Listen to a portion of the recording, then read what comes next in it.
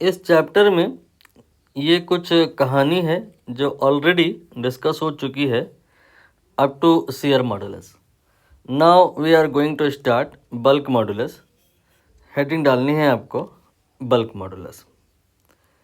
Bulk modulus में technical कहानी तो ये है, बट थोड़ा सा लेमैन होकर के जो अगर मैं बात करूं तो यहाँ पर इस फिगर को आप पहले ऑब्ज़र्व करिए।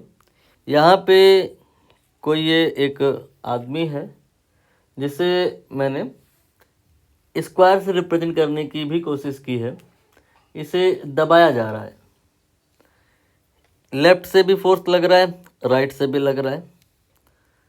तो क्या हो सकता है इस स्क्वायर के साथ में, इस आदमी के साथ में, कि दबाया जा रहा है तो हो सकता है ये दब जाए। देखिए ये दबना शुरू करता है तो इसका जो आकार है, ये जो स्क्वायर है, अब ये स्क्वायर नहीं रहा, रेक्टेंगल हो गया, क्योंकि इसे दबाया गया था। तो इसका लंबाई चौड़ाई बराबर बराबर नहीं रहा है, कम ज़्यादा हो गया है। अब यहाँ पर सोचो हम क्या कुछ ऐसा कर सकते हैं कि ये आदमी वाकई में दब जाए, जैसा कि आजकल गरीब लोगों के साथ ऐसा ही हो रहा है। ये कहानी तो गरीब लोगों की नहीं थी, अमीर लोगों को दबाने की कोशिश करी जाती है तो दबते तो हैं, लेकिन दूसरी डायमेंशन में वो फैल जाते हैं, उनमें कोई विशेष फ़र्क नहीं आता है। लेकिन गरीब लोगों की कहानी ये है कि उन्हें चारों तरफ से दबाया जाता है। इधर से दबाया गया, ये इधर से नहीं फैल पाते क्योंकि उनमें इधर से भी फोर्स लग जाता है। लोग चारों तरफ से दबा रहे होते हैं, तो आफ्टर ऑल कहानी ये हो जाती है कि उनका जो साइज़ है वही कम हो जाता है। आप कह सकते हो कि उनका वॉल्यूम कम हो जाता है। ऐसी ही कहानी यहाँ पर है। ये एक बॉडी है जिसका वॉल्यूम V है, चारों तरफ से फोर्स लगा के बॉडी को कंप्रेस किया गया है, दबाया गया है। तो जो इसका वॉल्यूम है mod of delta V amount से डिक्रीज़ हो गया है, और अब हो कितना गया है, V minus mod delta V, right. बाकी डेंसिटी के पॉइंट से अगर बात करें तो भी आप समझ लोगे कि मास में तो देखो यहाँ कोई चेंज हो नहीं रहा है। ऐसा तो संभव नहीं है कि ये जो गरीब आदमी है इसको अगर आप चारों तरफ से भी दबाएं तो ऐसा नहीं हो सकता कि ये 50 केजी का आदमी 40 या 60 केजी का हो जाए। मास में कोई फ़र्क नहीं आएगा। उस बॉडी का मास घटाया या बढ़ाया नहीं गया है, वो तो कंजर्व है। वॉल्यूम यहाँ पे कम हुआ है, तो उतना ही मास अब अगर कम वॉल्यूम में है सो डेंसिटी बढ़ जाएगी। ऐसे कह सकते हैं कि जो मॉलिक्यूल हैं यहाँ पे ये दूर दूर हैं, और इसके अंदर के जो मॉलिक्यूल हैं उनमें अब क्राउडिंग हो गई है, पास पास आ गए हैं मॉलिक्यूल, सो डेंसिटी यहाँ पर बढ़ जाएगी। तो डेंसिटी पहले रो थी और फिर डेल्टा रो के बराबर इंक्रीज़ हो गई, तो अब हो कितनी गई, रो देन प्लस डेल्टा रो। ये डी लिख गया है, यहाँ पे डेल्टा होना चाहिए। आई होप आप यहाँ पर टर्म्स क्लियर कर पा रहे होंगे। नाउ पैटर्न क्या है, किसी भी प्रकार का मॉडुलस हमने डिफ़ाइन किया हो या करें तो पहले हमें स्ट्रेस और स्ट्रेन डिफ़ाइन करना होता है। यहाँ पर भी ठीक वैसे ही होगा, पहले स्ट्रेस और स्ट्रेन डिफ़ाइन होगा, देन बात हम लोग मॉडुलस की करेंगे। यहाँ पे या कहीं पे भी स्ट्रेस डिफ़ाइन कैसे होता है, फोर्स पर यूनिट एरिया। वही कहानी यहाँ पे भी है, फोर्स डिवाइड बाय एरिया। इस डायग्राम को लेकर के आपके मन में संदेह आ सकता है कि फोर्स तो सर ये वाला है, बट एरिया कौन सा। तो आप अभी थोड़ी देर को इस डायग्राम पर फोकस ना करके ये जो लेमैन एग्जांपल दिया मैंने इस पर बात करें। एरिया वो जो इस फोर्स के परपेंडिकुलर है, ठीक। इनफैक्ट किसी भी प्रकार की स्ट्रेस आप लिख रहे हो, एरिया परपेंडिकुलर ही होता है, वो एरिया लिया जाता है जो फोर्स के परपेंडिकुलर होता है। अब इसी रो यानी कि स्ट्रेस को, फोर्स पर यूनिट एरिया को डेल्टा पी से रिप्रेजेंट किया जाता है। P here stands for pressure. आपने 8वीं 9वीं क्लास में भी हो सकता है पढ़ा हो कि फोर्स पर यूनिट एरिया ये प्रेशर ही है। रिलेट करने में अगर आपको मुश्किल हो रही है तो आप एक बलून गुब्बारा एज्यूम करें, उसके अंदर मान लेते हैं गैस भरी हुई है, तो वो जो गैस है उसका जो प्रेशर है उसकी वजह से होगा क्या, वो बाहर की तरफ बलून की दीवारों पर फोर्स लगाएगी, इस तरह की कहानी बनेगी और बलून का वॉल्यूम बढ़ना चाहेगा। यहाँ पर जो कहानी मैं बता रहा हूँ इस कहानी की जस्ट अपोजिट है। यहाँ पर फोर्स अंदर को लग रहा है, ड्यू टू दैट वॉल्यूम कम हुआ है। यहाँ पर फोर्स का पैटर्न वही है बट डायरेक्शन अपोजिट हो गई है। फोर्स अंदर से बाहर को लग रहा है और वॉल्यूम बढ़ना चाह रहा है। आप इसका अपोजिट एज्यूम अगर कर लें कि जैसे मान लें कि बाहर एयर है ज़्यादा और अंदर वैक्यूम है, ठीक है। इन दैट केस ये जो आपके फोर्सेस हैं ये अपोजिट हो जाएंगे। तो आपको समझ में आ गया होगा कि ये जो एयर है चाहे अंदर हो चाहे बाहर हो, इसका जो प्रेशर होता है वही यहाँ पे फोर्स पर यूनिट एरिया और स्ट्रेस के बराबर होता है। तो इसमें कोई आपको गुरेज नहीं होनी चाहिए कि जो फोर्स है और जो एरिया है इसका जो रेशियो है उसे हम यहाँ पे स्ट्रेस भी कहेंगे और उसे हम प्रेशर भी कहेंगे। इनफैक्ट एक्सेस प्रेशर भी कह सकते हैं।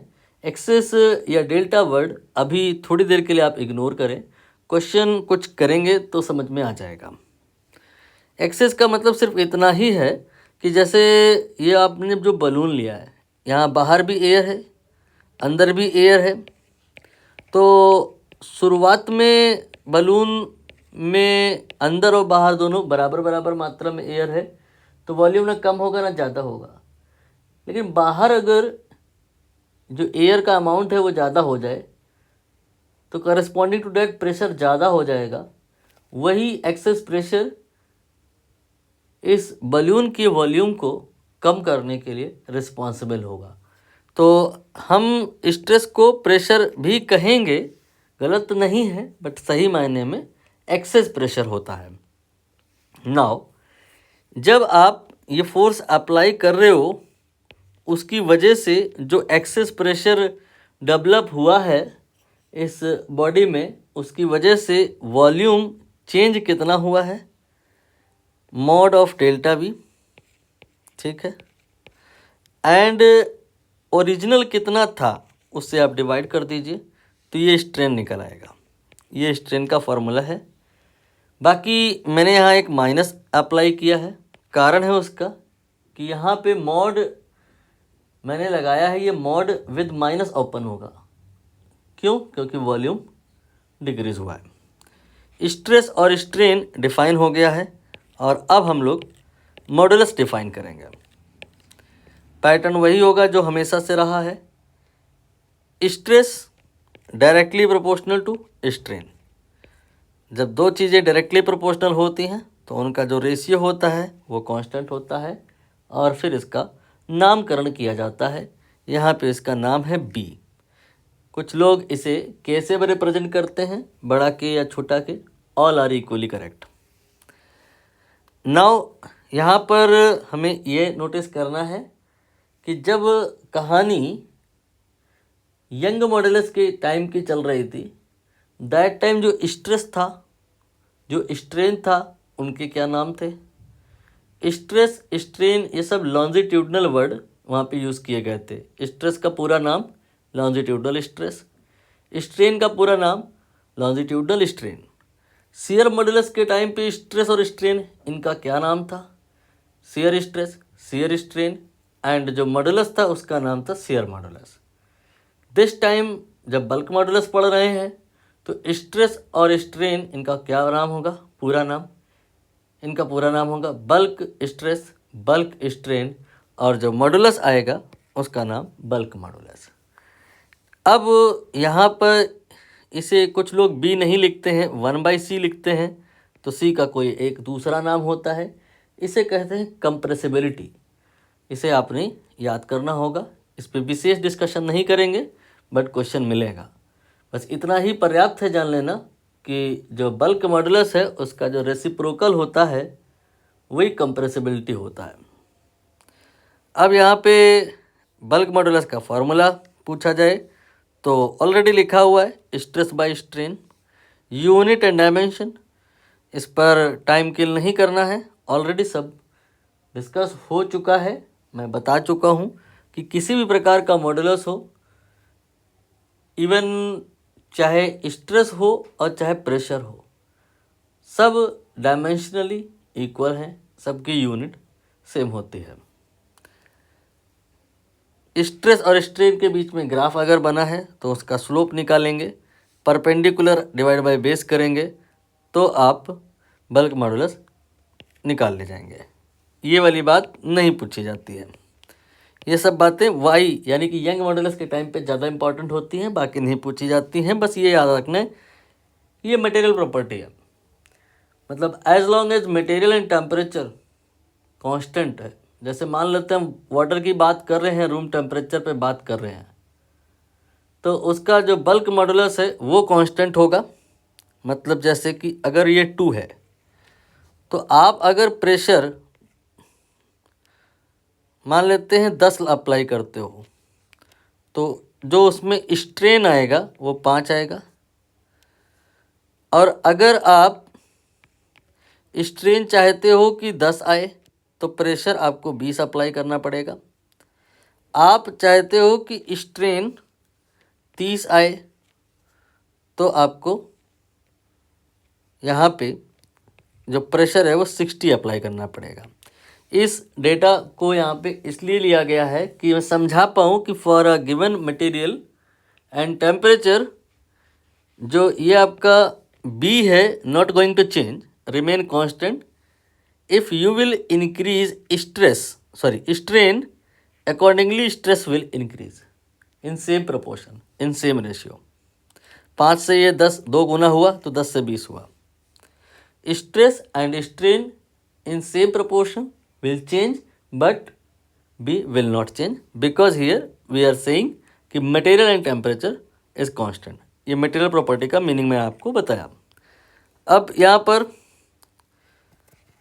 वही जो ऊपर आया है उसे दोबारा लिखेंगे, समराइज करेंगे यू कैन से, ताकि फॉर्मूले बन जाए ढेर सारे और फिर उन पर क्वेश्चन कर लेंगे ढेर सारे। Stress is equal to modulus multiplied by strain, ये फार्मूला किसी भी प्रकार के मॉडुलस के लिए सही है। यहाँ पर बल्क मॉडुलस की बात हो रही है तो bulk stress is equal to bulk modulus multiplied by bulk strain. ये जो आपका बल्क स्ट्रेस है ये एक्सेस प्रेशर के बराबर होता है, अभी मैंने बताया। फिर ये बी ऐसा ही लिखा रहेगा, फिर ये जो ई है इसे हमने डेल्टा वी अपॉन वी लिख देना है, एक माइनस आएगा, क्यों ये भी मैंने बताया, क्योंकि वॉल्यूम यहाँ पर डिक्रीज हो रहा है। ये छोटी सी बात जो मैंने बताई, इस पे ये छोटा सा क्वेश्चन कर लेते हैं। इस छोटे से क्वेश्चन को देखते हैं यहाँ पे क्या निकालना है। प्रेशर रिक्वायर्ड यहाँ पे निकालना है, रिड्यूस करना है वॉल्यूम को बाय 2%, यानी कि delta V upon V minus के साथ रिड्यूस हुआ है ना, इनटू 100। ध्यान दीजिएगा कहीं आप भूल ना गए हो, माइनस में जो डेल्टा वी आप कह रहे हो ये वॉल्यूम के चेंज को रिप्रेजेंट कर रहा है, या जो वॉल्यूम में रिडक्शन हुआ है उसको रिप्रेजेंट कर रहा है। और अगर डेल्टा वी बाई वी कर दो, मतलब आप इसी में अगर वी से डिवाइड कर दो तो ये फ्रैक्शनल डिक्रीज को रिप्रेजेंट कर रहा है, और अगर 100 से मल्टीप्लाई कर दो तो ये परसेंटेज डिक्रीज को रिप्रेजेंट कर रहा है, इसी का वैल्यू 2 है। हमें यहाँ से डेल्टा वी अपॉन वी निकाल लेना चाहिए। क्यों? क्योंकि इसकी ज़रूरत पड़ेगी जब अभी हम फार्मूला अप्लाई करेंगे। फार्मूला क्या अप्लाई करेंगे?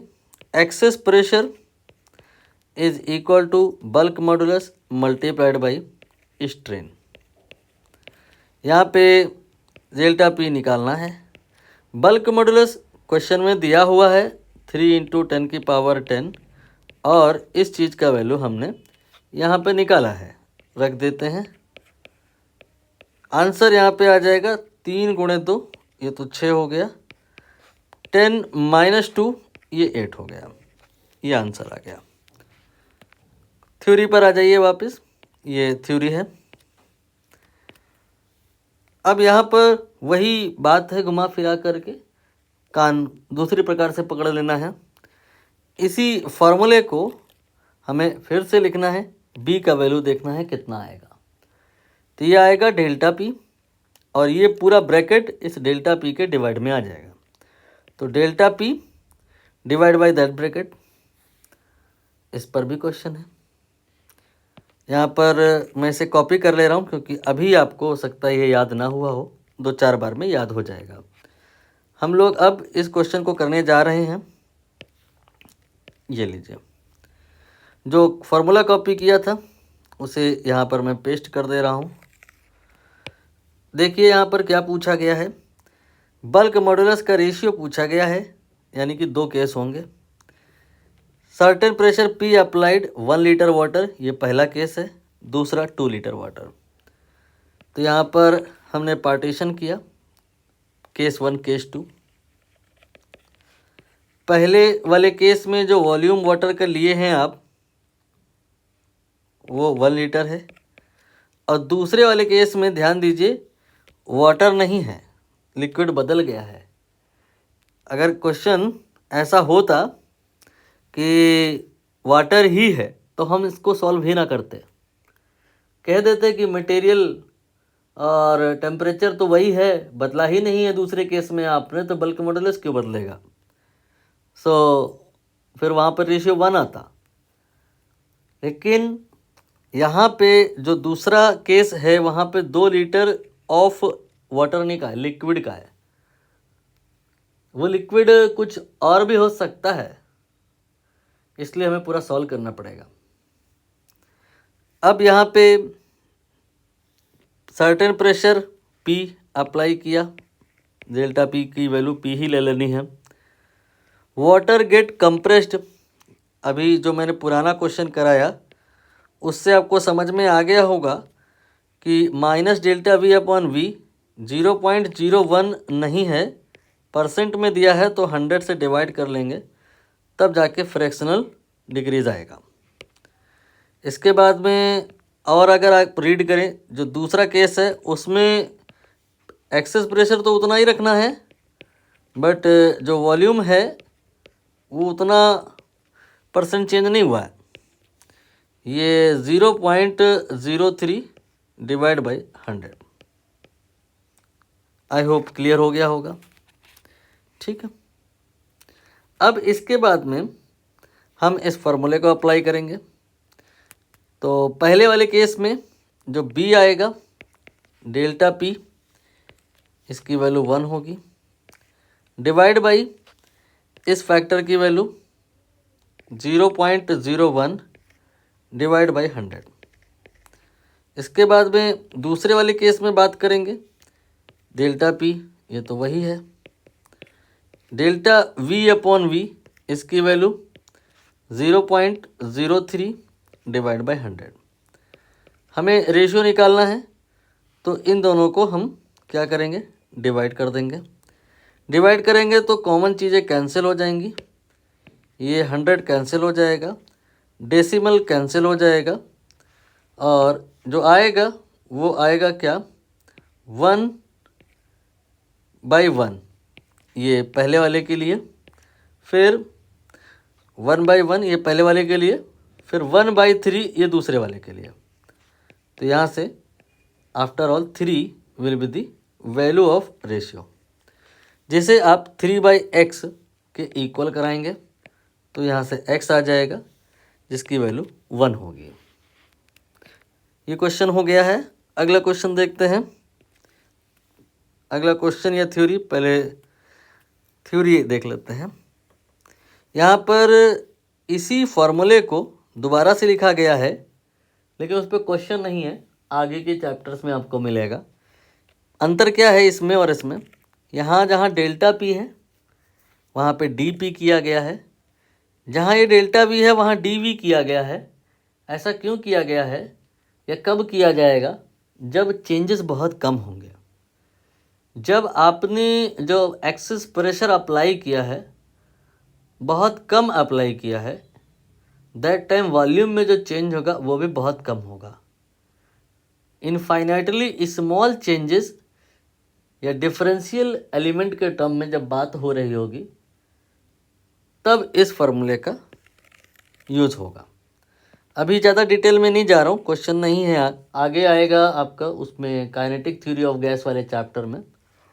वहाँ पे आपको ऐसा कुछ दिया रहेगा कि जो P है, मान लो सपोज कर लो कि 2V के बराबर है, ठीक? तो बताओ B कितना होगा? आप ध्यानपूर्वक देखो तो यहाँ पे dP अपॉन dV निकालने की नीड है, तो इस रिलेशन को लोग डिफरेंशिएट करेंगे, dP अपॉन dV आ जाएगा, 2 आएगा, यहाँ रख देंगे, आंसर आ जाएगा। कंप्लीट नहीं बताया मैंने, बस हिंट दी है। डिटेल डिस्कशन वहीं पे करेंगे जहाँ पे आएगा। अब यहाँ पर हम बात करेंगे इस वाली कहानी पर कि होता क्या है कि आपने मान लीजिए जैसे कोई टैंक लिया या कोई तालाब या समंदर, उसमें पानी होता है, गहराई पे जाइए तो पानी का जो प्रेशर है वो बढ़ता जाता है। यह आपने बात शायद 9वीं क्लास में पढ़ी होगी।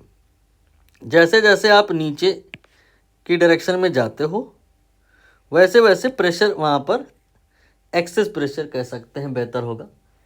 एब्सोल्यूट प्रेशर नहीं बोला जाता है उसको, गेज प्रेशर भी कुछ लोग बोलते हैं, नाम में क्या रखा है। बस आप ऐसा समझो कि जैसे जैसे आप नीचे जाते हो तो बी पॉइंट का प्रेशर ए पॉइंट से अधिक होता जाता है। कितना अधिक होता जाता है? डेल्टा पी ये एच रो जी के बराबर होता है। यही वाली बात यहाँ पे मैंने लिखी है। इसको यहाँ पर हम कैसे यूज़ करेंगे या क्वेश्चन कैसे आएगा? होगा क्या कि हमारे पास में एक बॉल होगी, ठीक है? इस बॉल को कोई पहले पॉइंट ए पर रखेगा, ठीक है? अब फिर कहेगा नहीं, अगला इस बॉल को डुबो रहा है और धीरे धीरे नीचे ले जा रहा है। जब धीरे धीरे नीचे ले जाएगा तो उसका वॉल्यूम कम हो जाएगा। क्यों? सोचिए। वो इसलिए हो जाएगा क्योंकि नीचे जब बॉल गई है तो वहाँ प्रेशर ज़्यादा है। ज़्यादा प्रेशर होने की वजह से ये जो बॉल है इसका वॉल्यूम कम हो जाएगा। कितना कम हो जाएगा? इसको निकालने के लिए बल्क मॉडुलस क्वेश्चन में गिवन रहेगा, हम लोग इस फॉर्मूले का प्रयोग करेंगे। तो कुल मिलाकर के आने वाली कहानी के लिए 2 फार्मूले कंबाइन होकर टुगेदर यूज़ होंगे। एक तो यू कैन से ये वाला delta P equal to B multiplied by change in volume, और यही जो डेल्टा पी है ये एच रो जी के बराबर हो जाएगा। ऐसा आप एक फार्मूला एज्यूम कर सकते हैं आने वाले प्रश्न के लिए। इसको मैंने कॉपी कर लिया है और इस पर आधारित अब 1-2 क्वेश्चन हैं, इन्हें भी कर लेते हैं। ये रहा क्वेश्चन। पहले तो जो फार्मूला हम डिस्कस किए हैं उसको कॉपी करें, पेस्ट करें, हो गया ये।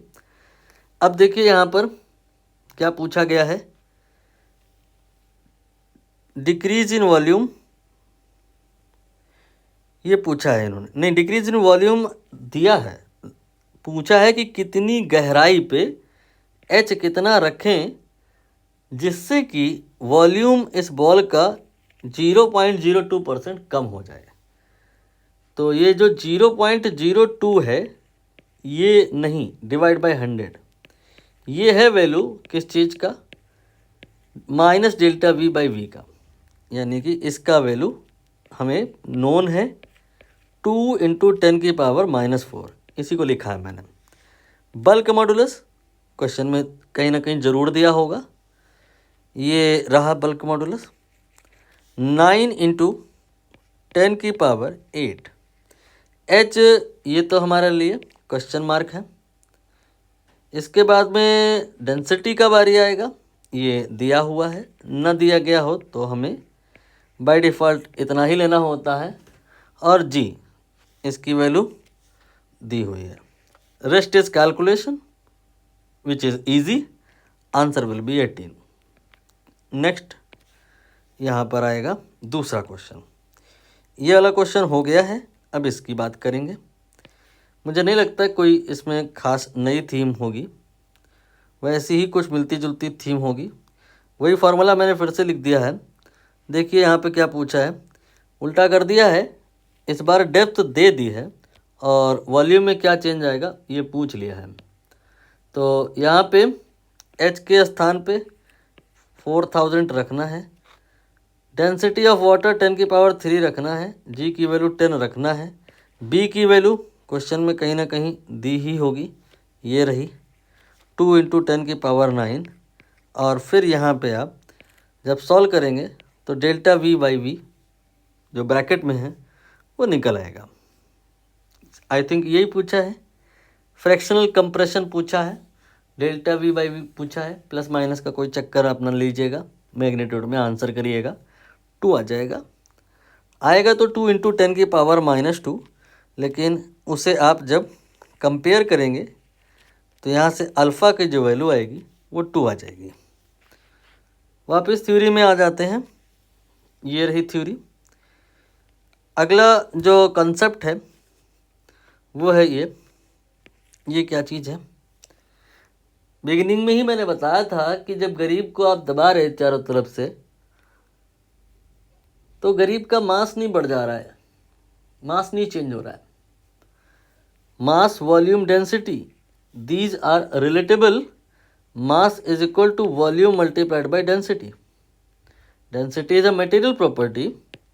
You can say if we know density and multiply it with volume, we get mass.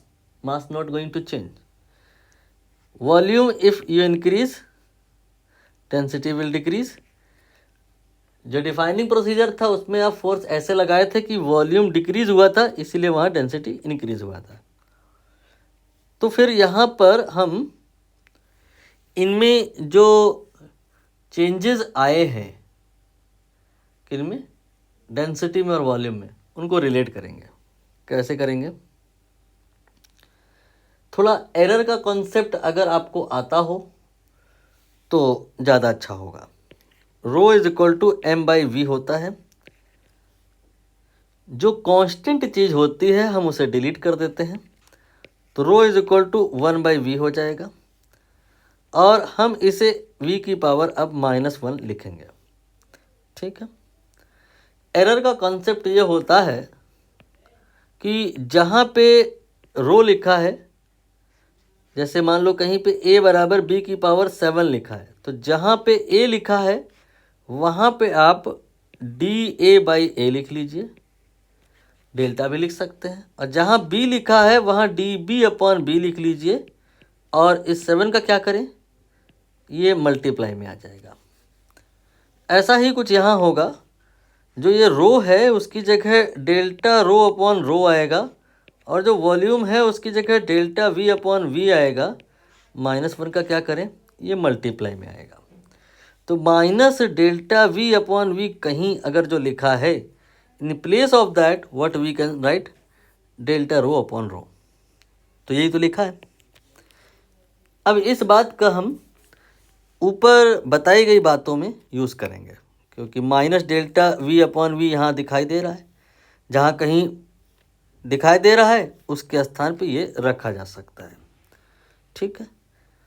तो क्वेश्चन कर लेते हैं, एक काम कर लेते हैं, पहले इन दोनों को कॉपी कर लेते हैं, ये एक बात, और दूसरी ये वाली बात, इन दोनों का हमें यूज़ करना है। ठीक, कोई फ़ायदा नहीं है कॉपी करने से, सीधा क्वेश्चन पे ही बात करते हैं। नॉर्मल डेंसिटी है, कोई मटेरियल उसका बता रहे हैं कि रो है, मतलब जब एक्सेस प्रेशर नहीं है दैट टाइम डेंसिटी जो है मटेरियल की रो है। और फिर डेंसिटी बढ़ गई है, क्यों? क्योंकि एक्सेस प्रेशर पी अप्लाई किया गया है। तो फिर यहाँ पे बताना है कि कितना होगा डेंसिटी में इंक्रीमेंट।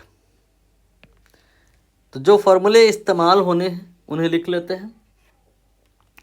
बल्क मॉडुलस में अगर हम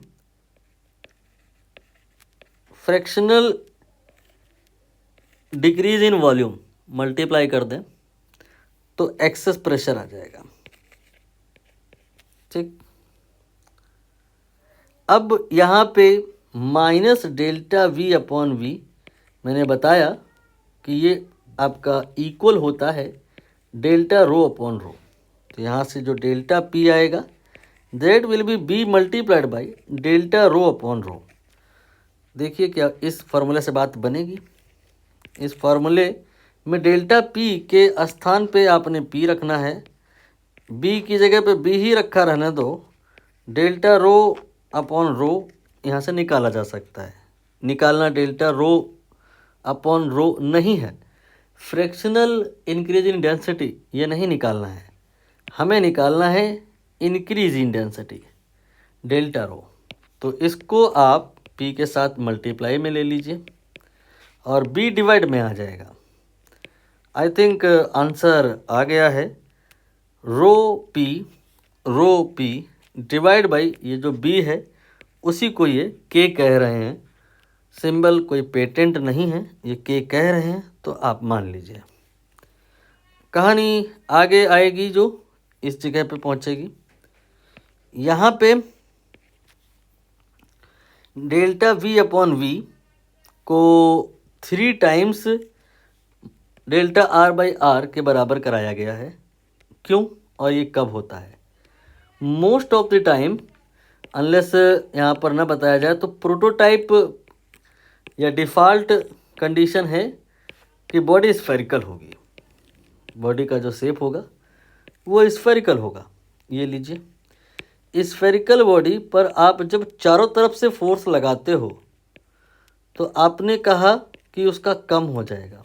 क्या? उसका वॉल्यूम कम हो जाएगा। वॉल्यूम अगर कम हो गया है तो क्या क्या रेडियस कम नहीं हो जाएगी? वो भी तो कम हो जाएगी। देख लीजिए, ये है रेडियस पहले और ये है रेडियस बाद में, अंतर तो है, कम तो हुआ है। तो इस बार हमें वॉल्यूम में हुए चेंज को और रेडियस में हुए चेंज को रिलेट करने की नीड है। अगेन वही एरर वाला कॉन्सेप्ट जो अभी थोड़ी देर पहले मैंने बताया था, यहाँ पे जब डिस्कशन हो रहा था, नहीं यहाँ पे वही यूज़ होगा। v इज इक्वल टू क्या होता है? 4/3 पाई आर क्यूब। जो चीज़ें कांस्टेंट हैं उन्हें हम डिलीट कर देते हैं तो v equal to R cube मान लिया जाएगा। और हमने आपको बताया कि अगर a बराबर b की पावर 7 है तो एरर वाला कॉन्सेप्ट ये है कि a की जगह पर dA अपॉन a लिखा जाएगा और b की जगह पर dB अपॉन b लिखा जाएगा। और इस 7 का क्या करें? इसे आपको मल्टीप्लाई कर देना है। बस वही बात तो यहाँ पे भी है। इस v के स्थान पे dV अपॉन v लिखा जाएगा और r के स्थान पे dr अपॉन r लिखा जाएगा और इस 3 का क्या करें? ये मल्टीप्लाई में आ जाएगा। तो ये बात आपको समझ में आ गई है। अब इसका यूज़ करेंगे हम लोग कहाँ पे? ये क्वांटिटी बल्क मॉडुलस के फॉर्मूले में यहाँ पे या यहाँ पे आपको दिखाई दे रही होगी, ये लिखी हुई है, ये लिखी हुई है। तो in place of that we will use that if body is spherical. Unless नहीं बताया जा रहा है, बॉडी स्फेरिकल ही माननी है। क्वेश्चन देख लेते हैं, ये लीजिए, लास्ट में ही आ जाओ सबसे। तो देखिए इन्होंने dr/r पूछा है मतलब फ्रैक्शनल डिक्रीज या फ्रैक्शनल चेंज इन रेडियस। ठीक है। सॉलिड स्फीयर जिसका रेडियस आर है, थोड़ी कहानी पढ़ के सुना देता हूँ, नहीं तो क्वेश्चन का आंसर सीधे दिख रहा है। बल्क मॉडुलस के है, surrounded by liquid cylindrical container massless piston. ठीक है। ये आप एक सिलेंडर एज्यूम करो, ये सिलेंडर पिलेंडर का यहाँ पे जो नाम आया है इससे हो सकता है आपको तनाव हो जाए, आपको टेंशन बिल्कुल नहीं लेनी है। इसके अंदर आपने एक बॉडी एज्यूम करी, एक स्फीयर एज्यूम किया, ये स्फीयर डला हुआ है। ठीक, अभी कोई एक्सेस प्रेशर नहीं है इसको, लेकिन आपने क्या किया, इसके ऊपर एक ब्लॉक रख दिया जिसका मास m है। तो इस ब्लॉक की वजह से नीचे को एक फोर्स आएगा mg, और एरिया अगर a है तो प्रेशर होता है फोर्स बाय एरिया, यानी कि mg बाय a। इतना यहाँ पे प्रेशर डेवलप हो जाएगा। किस वजह से? ये प्रेशर इस वजह से डेवलप हो जाएगा क्योंकि आपने एक ब्लॉक रखा है। एरिया स्मॉल ए से रिप्रेजेंट किया है, तो इनका कहना हम लोग मान लेते हैं, कैपिटल ए ना लिख करके स्मॉल ए ही लिख लेते हैं। तो ये हो गया mg अपॉन ए। ठीक, ये प्रेशर इस ब्लॉक को रखने की वजह से इस पर आ गया है। पास्कल लॉ नाम तो सुना ही होगा, नहीं सुना तो जाने दीजिए। ये प्रेशर इस पर लगेगा, नीचे को लगेगा या ऊपर को, सोचिए। पास्कल लॉ यही तो कहता है कि आप ये ना सोचें कि जब आप इसको रखोगे तो इस पर प्रेशर नीचे को लगेगा और ये नीचे चल देगा, ना, बिल्कुल नहीं। प्रेशर जो होता है वो चारों दिशाओं में यूनिफॉर्म, चारों दिशाओं में अनडिमिनिश्ड, मतलब बिना अपना नुकसान किए, कम किए, ज़्यादा किए ट्रांसमिट हो जाता है। मतलब प्रेशर इस ब्लॉक को रखने की वजह से इस पॉइंट पे भी आएगा, इस पॉइंट पे भी आएगा, इस पॉइंट पे भी आएगा, हर जगह आएगा। चारों दिशाओं से ये गरीब दबाया जा रहा है, जिसकी वजह से इसका वॉल्यूम कम हो जाएगा, इसका डेंसिटी बढ़ जाएगा, इसका रेडियस कम हो जाएगा। कितना कम हो जाएगा यही यहाँ पे हमें बताना है।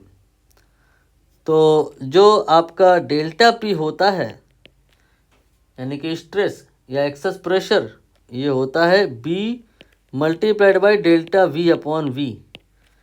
डेल्टा पी और पी एक ही बात है, जिसे आप mg अपॉन ए लिखेंगे। और इसे मैंने आपको अभी बताया कि 3 डेल्टा आर भूल लेना हो तो होगा, क्योंकि v इक्वल टू आर की पावर 3, ये 3 यहाँ पे आ जाता है।